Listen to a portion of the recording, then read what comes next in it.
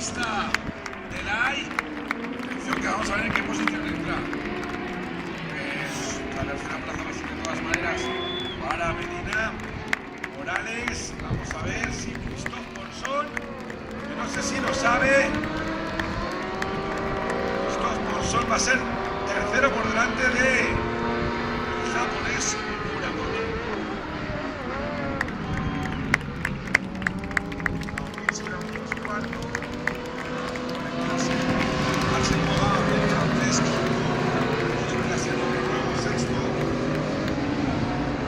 El sexto séptimo de la AI,